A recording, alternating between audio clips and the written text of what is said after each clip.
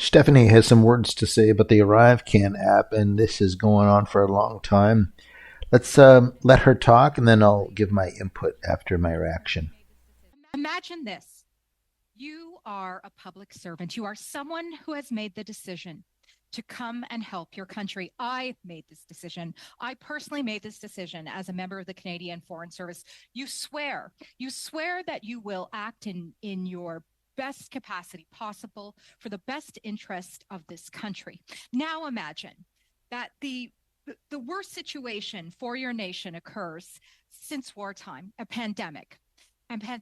you are forced to make the best decisions possible that you can in your position for your nation with the information that you have. You do your best, you navigate the system, but things go wrong. Things go wrong.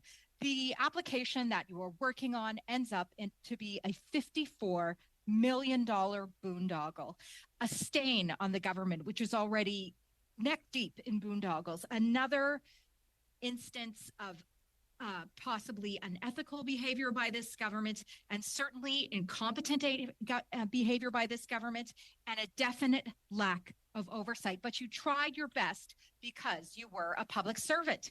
The stress of the investigation of this $54 million boondoggle gets to you. So you go on medical leave and you think things can't possibly get worse. But they do get worse, and they got worse for Cameron McDonald, who was a director general at CBSA, and Antonio Utano, who was an ADM at the Canada Border Services Agency. Things got worse for them after coming here, giving what they believed was truthful testimony, their heartfelt testimony, to speak truth to power, to speak truth to Canadians, when they were suspended. But not only suspended without pay.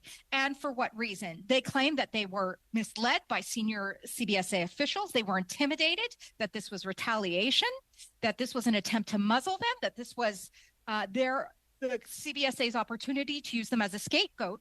There were no allegations, no details, no evidence. What they did receive were threats. Threats that I really wonder what the Liberals are thinking about when this just continues onward and onward, and Trudeau just will not step down out of all the corruption that is going on, and they just, I don't know if they just think it's a big joke or something like that.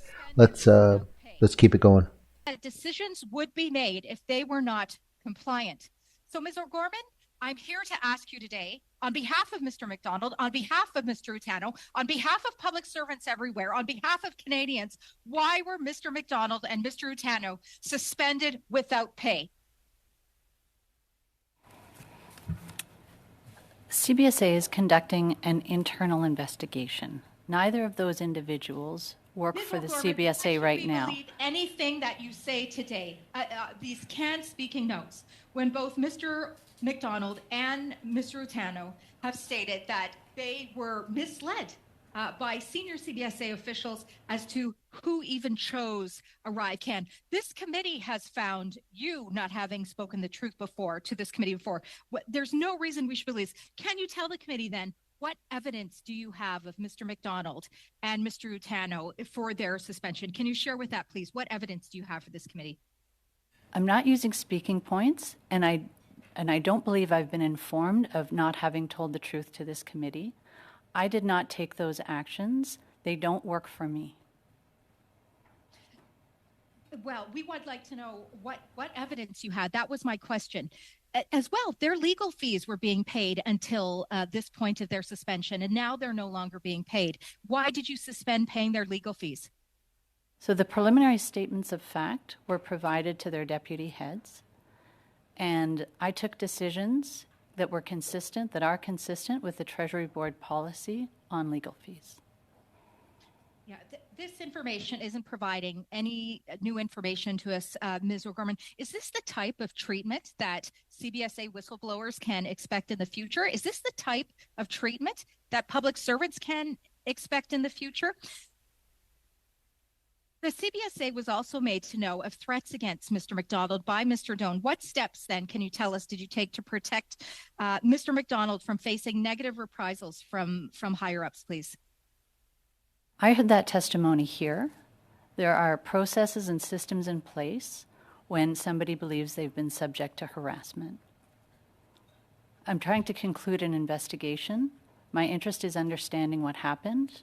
I don't understand. To speak the truth to people here today. Just tell Canadians, why were they suspended without pay? Share that with everyone. I think when the arrivecan app was made, it was a golden opportunity for the digital ID to show off to Klaus Schwab and to the World Economic Forum that Canada can be the first Western country to adopt a digital ID and start controlling everything. And people would love it. They'd love how the government would tell them what to do and say, and it would be Trudeau would be the golden boy, the supreme leader that poops gold, just like the North Korean guy.